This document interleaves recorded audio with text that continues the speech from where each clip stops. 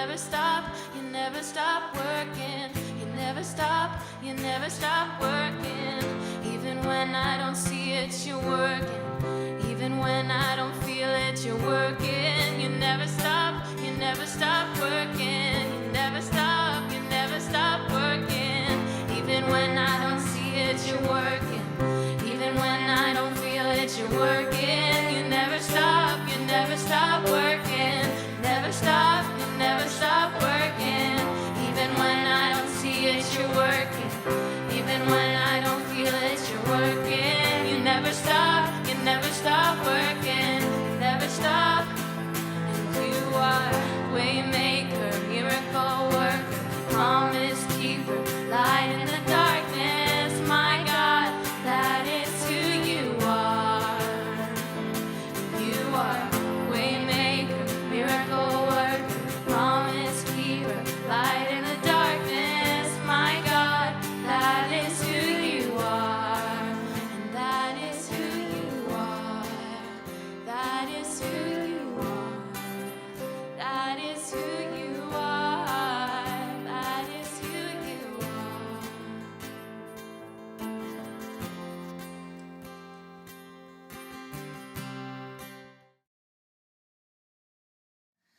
Well, in 1792 at St. George Methodist Church, a man by the name of Richard Allen and a few of his friends during a worship service felt this strong sense by the Holy Spirit to pray in the whites-only section of the church that they were attending. And so as people were bowing their heads and trying to be holy and all of those things, Richard Allen and his friends went down and began to kneel with other congregants in the church and to pray. And what followed was a couple of the members of that church kind of saw what was going on, got up mid-prayer, went over to Richard Allen and his friends, picked them up, and then literally threw them outside. Within the months following that incident, most of the black community had left that town, and instead of reviling or doing a bunch of crazy whatever, they continued to seek God, to pray for this congregation, and they began to plant churches, which led at that time to the spread of one of the largest Methodist church kind of spreads at that time. So why that story? Because though our circumstances most likely won't be as extreme as Richard Allen's or even as Paul's, which we'll read in this text this morning, nobody likes being falsely accused or falsely treated, even on minor things, right? You work really hard and you spend a lot of time to the best of your ability to discern, to do what is right. And then because people either don't know the full story or they come in and they make assumptions or whatever, you can be accused and often treated over long periods of time as if you did something wrong. When you work hard to have a really good reputation among your coworkers and your friends and your family members, you work really hard to have a good reputation only to have someone come along and smear it. Not only in our own lives, but we can look throughout all of history and see that acts of injustice, whether they are very personal, whether they are widespread, whether they are big, whether they are small, they can crush the human spirit. Even people that follow Jesus. No matter what, no matter where we find ourselves, no matter where we are in our discipleship to Jesus, any form of slander or mistreatment or things that we feel like are not grounded about either a decision that we made or even who we are as a person, that hurts. It hurts. And Acts 25, as Darren read for us, continues the events that we've been working through as we begin to make our way to the end of the book of Acts and zero in on Paul's last key moments. Just a quick recap, so we're all on the same page. Paul's been arrested in Jerusalem, even though he hadn't done anything wrong. He's spoken to mobs, and he's spoken to the Sanhedrin. He's been transferred to Caesarea to avoid being assassinated. And as last week, as Darren walked us through his trial before Felix, which brings us to this morning, we see Paul before Festus, who is the new governor. And Paul is now officially a prisoner. Let's read Acts 25, 1-6 again. Now 3 days after Festus had arrived in the province, he went up to Jerusalem from Caesarea. And the chief priests and the principal men of the Jews laid out their case against Paul. And they urged him, asking a favor against Paul, that he summon him to Jerusalem, because they were planning to ambush him and kill him on the way. Verse 4, Festus replied that Paul was being kept at Caesarea and that he himself intended to go there shortly. So he said, let the men of authority among you go down with me, and if there is anything wrong about the man, let them bring charges against him. After he had stayed with them not more than 8 or 10 days, he went down to Caesarea, and the next day he took his seat on the tribunal and ordered Paul to be brought. So Festus is the new governor in power. So the pull for him to act in ways that help him gain favor with his, new subjects is obviously a pretty strong one.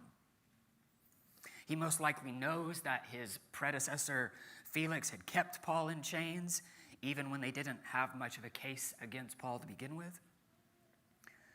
And he refuses to bring Paul to Jerusalem, but instead invites the Jews to send a selected group of kind of spokespersons to Caesarea to testify against Paul.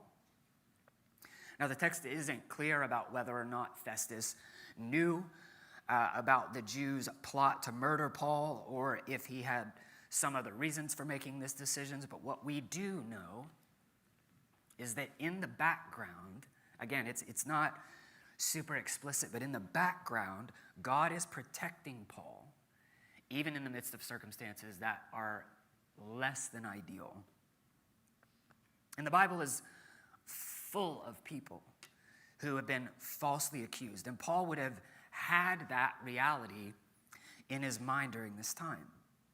He would most likely have known of Joseph, who was sold into slavery by his brothers and then accused of a crime he didn't commit. Paul would have known about Daniel, who was deemed a criminal and thrown into a den of lions for what? For praying to the true God. And just like these men in biblical history, and even Jesus himself, the Apostle Paul is slandered and mistreated and falsely accused by people. But, and we'll explore more of this in a few minutes, Paul knew the security of the love of Jesus, which informs everything he does and everything he doesn't do. And I think it's this assurance that anchors him. Paul writes to the church in Ephesus in Ephesians 1:6 that he has blessed us in the beloved. He's blessed us in Jesus. Paul knows that above all, as he is not accepted by people, which is kind of common practice for his life at this point, he's kind of used to it. He knows that he, at the end of the day, no matter what happens, that he's accepted and loved by God. Let's read verses 7-8, just quickly. When he had arrived, the Jews who had come down from Jerusalem stood around him, bringing many and serious charges against him that they could not prove. Paul argued in his defense, neither against the law of the Jews, nor against the temple, nor against Caesar have I committed any offense. So as we know by now, Paul's been in jail for 2 years, and his accusers, even after all this time, still can't prove the things that they're bringing against him. The best they can do is kind of throw and lob charges at him that they have no grounding for. Notice how Paul responds. He just states the facts. He just states the facts. He doesn't go on some, violent verbal rampage or whatever. He keeps a balanced view of himself, and he states what is actually true about himself in the midst of accusation. Psalm 109, verse 4 says, "Be not silent, O God of my praise, for wicked and deceitful mouths are opened against me, speaking against me with lying tongues. They encircle me with words of hate and attack me without cause. In return for my love, they accuse me." And this is the part that I think is important. "But I give myself to prayer." In light of all that, I give myself to prayer. I think there's a humility that as believers we need to actually practice as a discipline of realizing that none of us are perfect, and we all have areas in our lives that we need to grow in. And Paul models that balance for us. Again, he does advocate for himself. He's in the moment of taking his agency back in these moments. But he also, later in places like 2 Corinthians, acknowledges his own weaknesses. And Paul was just modeling Jesus in this moment. 1 Peter 2, 21 through 23 says, "Christ also suffered for you, leaving you an example, so that you might follow in his steps. He committed no sin, neither was deceit found in his mouth, and when he was reviled, he did not revile in return. When he suffered, he did not threaten, but continued entrusting himself to the one who judges justly." Again, there's a humility here. Paul's response matters in this moment. And oftentimes it's our response that matters as well. We can often be very, very quick to defend. And sometimes that is a very necessary thing to do. And again, we should do that as Paul models for us. And so again, I'm not saying that we shouldn't advocate for ourselves if we find ourselves in a conversation with someone and you feel like what they're saying is unfounded. But I think often our need to defend ourselves or a certain position that causes us to act in a way that is inconsistent with the way of Jesus, I think often can say more about our pride than it does about whether or not the other person is right or not.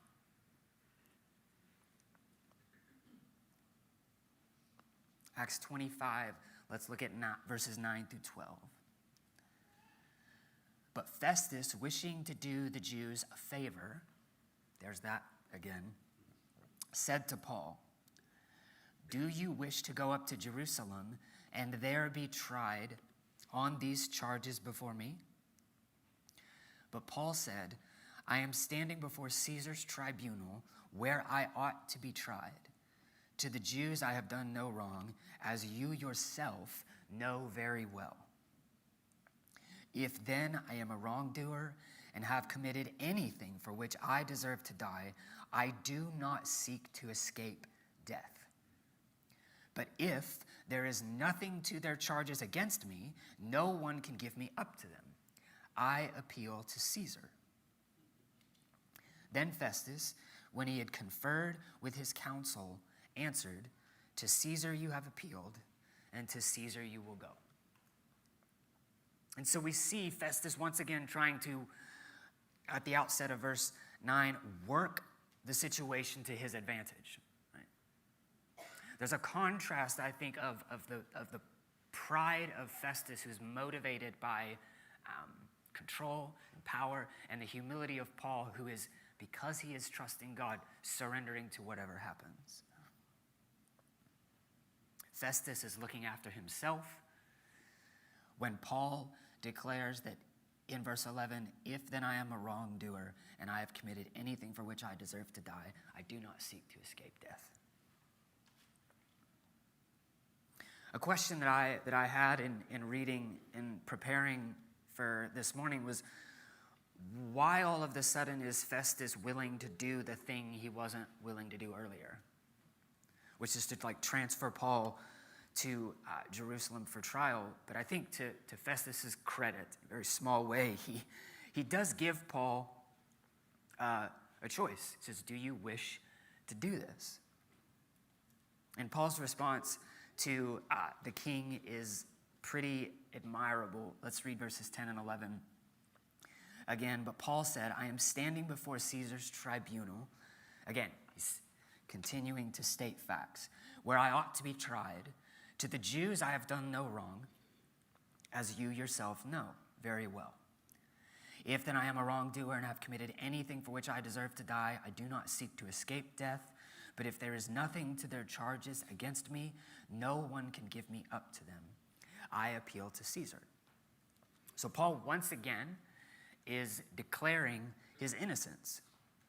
Not in an egotistical or boastful way, but in a truthful one. I love when he publicly declares that Festus knows he's innocent. In essence, what Paul is saying is, for you as a man of authority, right, for you as a governing ruler, to participate in this situation is kind of a charade. You know what's going on. And Paul takes it a step further by saying that if he was guilty of any violation of any sort, that he would suffer the appropriate consequences. Here being death.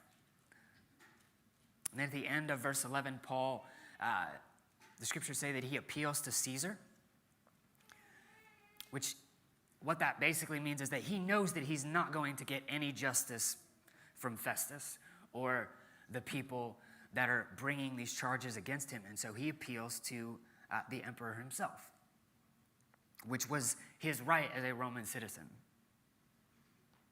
Now, Paul's not doing this because he thinks that Caesar is a follower of Jesus or a just leader. Caesar was neither of those things.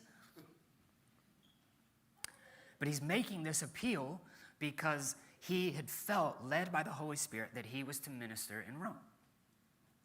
So Paul is using the provisions of God to help him in this situation. He's allowing his reality as a Roman citizen to protect him. Festus then does what was common for governors to do in those days, which is to gather with some kind of leading citizens in the community to discuss a prisoner's fate.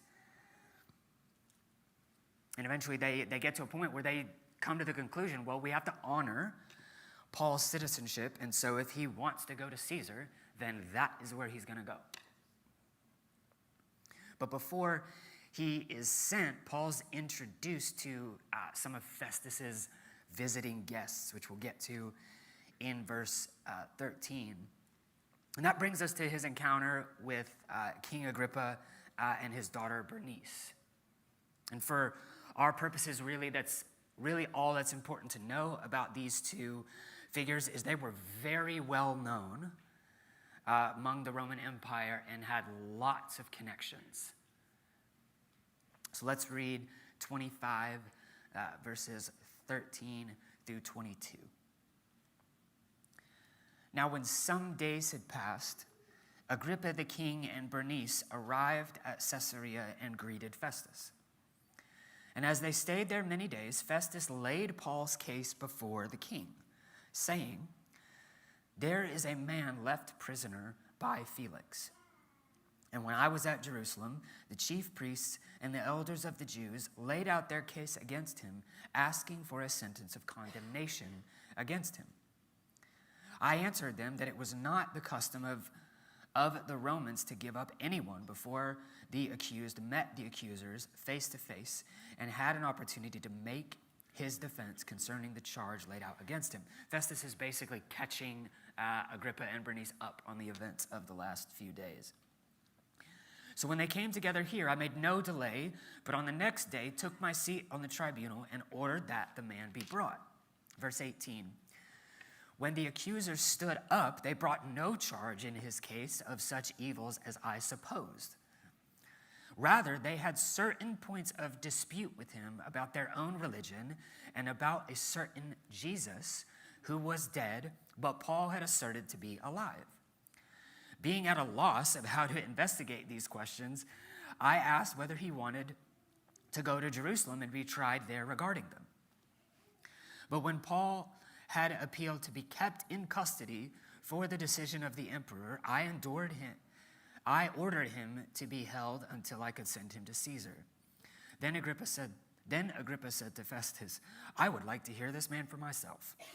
"Tomorrow," said he, "you will hear him." So Festus is kind of coming in like he's got some knowledge, but he really doesn't know what is going on. He just knows there's a guy who's been in prison for a really long time, and the story that he has is not super accurate. He thinks that Paul is this evil guy that's done a lot of bad things, but as verse 18 and 19 make clear, it says, "When the accusers stood up, they brought no charge in his case of evils as I had supposed." So I thought one thing was going on. There's a totally other thing going on, centered around the person of Jesus. "Rather, they had certain points of dispute with him about their own religion." This is a very personal thing. It's more personal than it is this like public thing that they're trying to make a huge deal of, even though it ends up being that. "About their own religion, about a certain Jesus who was dead, but whom Paul had asserted to be alive." Let's read 23 through 27.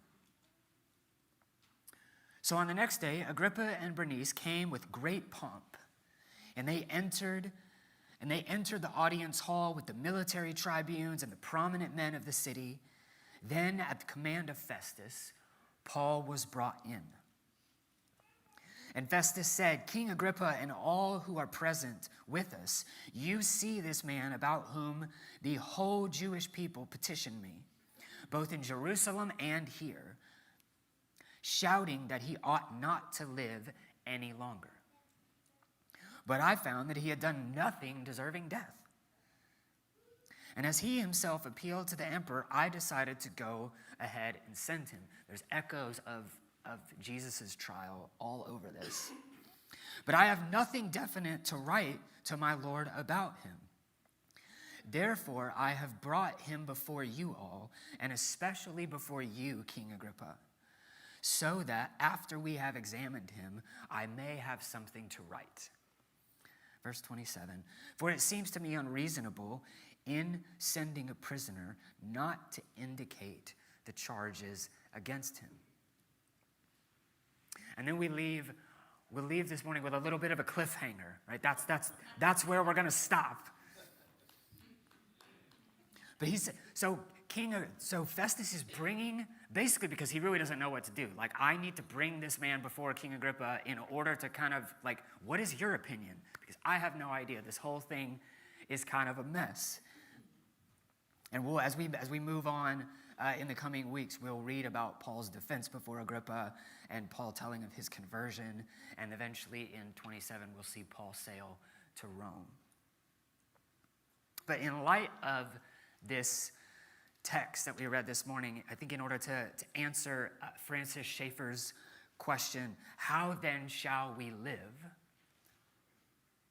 How does Paul's trial before Festus provide us an example of, again, not verbatim, like none of us are going to stand before rulers and courts and all of those things, but how does Paul's trial provide an example of how we can follow Jesus? I think two things that if I were going to, if I were just to counsel you pastorally in light of this text, two things.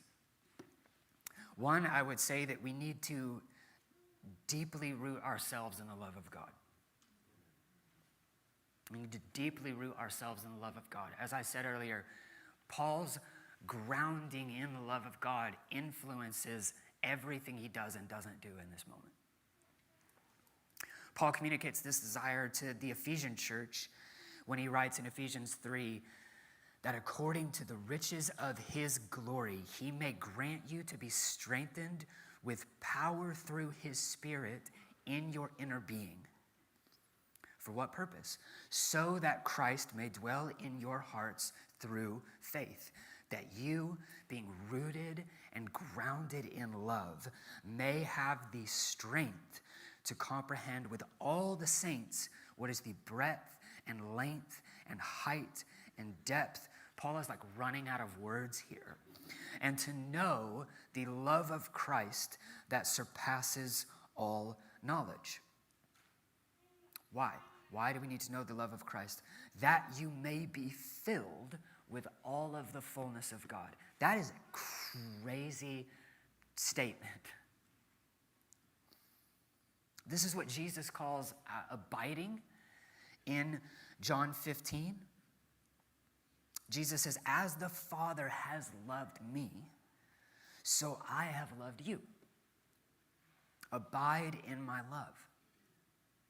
If you keep my commandments, you will abide in my love, just as I have kept my Father's commandments and abide in his love.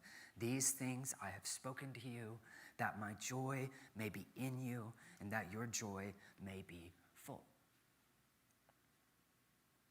The most important thing in all of life, are you ready? The most important thing in all of life is to love and be loved by God. And Paul knows that.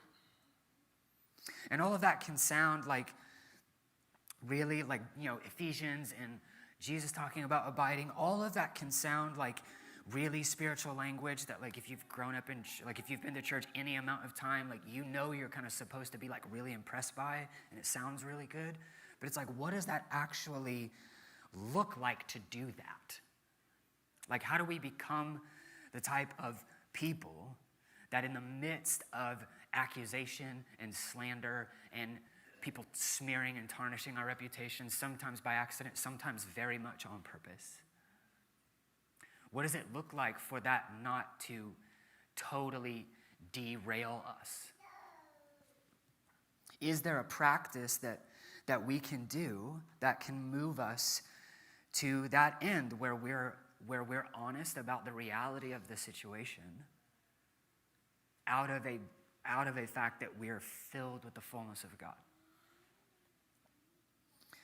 A lot of Christians in certain streams of the church call that contemplation. One writer says you become like what you look at. And so if you're constantly looking and kind of trying to like cut your way through people and conversations to try to defend it, and it's not coming out of a place of you being grounded in the love of God, you will do more harm than you do good. So very simple, let's get very practical here. Something that I've tried to do personally, and I'm not saying you have to adopt this, you adopt your own version of it, is usually I'll take 10 minutes in the morning where I won't read my Bible. I like to say like I would make coffee, but I'm not a huge coffee person, so I just sit there like with a cup of water. I'm just like, okay. I don't read I don't like read my Bible, and I don't pray in the traditional sense of how we would kind of define that. I just sit there in silence, no distractions. My phone is in the other room. I don't have like ambient music playing, and I just sit there for 10 minutes, and I just let God love me, whatever that looks like. And it's not me emptying my mind and all of those things. It's not mindfulness, but it's actually I'm going to, as one writer said, look at God who is looking at me in love. It's just 10 minutes. And I just sit there, usually with my palms open, just in a posture of receiving, and I don't say anything, and I just say, like, come, Holy Spirit, or Jesus, like, I want to feel your love for me. And then I just sit there, and I don't do anything. I remember there's a story by, I believe it was Mother Teresa, where 60 Minutes was interviewing her, and they said, like, what do you do when you pray? Like, what do you say, like, when you pray, when you talk to God? And her response was, well, sometimes I don't say anything. I just listen. And then the interviewer says, well, what does God say to you? And her response is, sometimes he just listens too. So find a way that works for you to do that. If it's in a transition, if you're getting home from work and you're in your car, and you need to just put your head on your steering wheel and go like, God, I just need your love before I go back into the house with kids and bills and craziness and all of those things. I just find a short transition moment. It doesn't have to be 10 minutes. It can be 1 minute. Anybody can do 60 seconds. But in time, grow in that practice. You're going, God, I just want to receive. I want to be very intentional about receiving your love. And if you would say that, man, I'm too busy. Like, I don't have time. Like, you don't understand it's really easy for you to say, Dalton, like, you're a pastor. Like, you don't understand my life. Like, you get paid to do that type of stuff. You know, like, I have kids and I'm married and all of these things. I would pastorally just tell you that you're probably too busy. You're probably too busy, and it will be worth your time. Whatever time in this season of life you can devote to it, it will be worth it. Number 2, we're almost done. 2, I think we need to cultivate humility. We need to cultivate humility. There's a story by the about the Christian philosopher Dallas Willard. He was teaching a class, and one of the students got up and said to him, was like very much insulting him, essentially, of like arguing and all of these things. And Dallas Willard just paused and said, I think we're done for today. You guys are dismissed. Didn't really acknowledge the student at all. And other students came up and were like, you could have like wrung him out to dry. Like, what are you doing? Like, he basically just insulted you. Are you just going to sit there and like take that? And Dallas Willard, after a long kind of pause, I was practicing the discipline of not having the last word. Hardships, tension, and just the general feeling of like, man, things are just not going well. Or, if we allow them to be, invitations for prayer and greater trust in God. Cultivating humility in the way of Jesus allows us to acknowledge what some writers call your gold and your shadow. The gold is that which we and others like about us, things that are admirable about who we are and about our character. And our shadow, which is the self that we project to the world that is formed mostly not by love, but by our egos. Parts of us that we're either unaware of entirely or we just refuse to acknowledge. Cultivating humility allows us to acknowledge both of those things. Not to feel puffed up because of the good things, and having the freedom and permission to be human and make mistakes. And we have to give that to ourselves as much as people give that to us. One of the primary ways that I believe Jesus commands humility is through loving our enemies. Jesus in Matthew 5 says, you have heard it said that you shall love your neighbor and hate your enemy, but I say to you, love your enemies and pray for those who persecute you. That's humility. Like, there is no room for pride in that command. When we get wrongly accused or mistreated, we have to remember that God is the ultimate judge. that our battle is not against flesh and blood, but against principalities and powers and the rulers of the kingdom of darkness. And so, practical step for this, and then we'll pray and be done.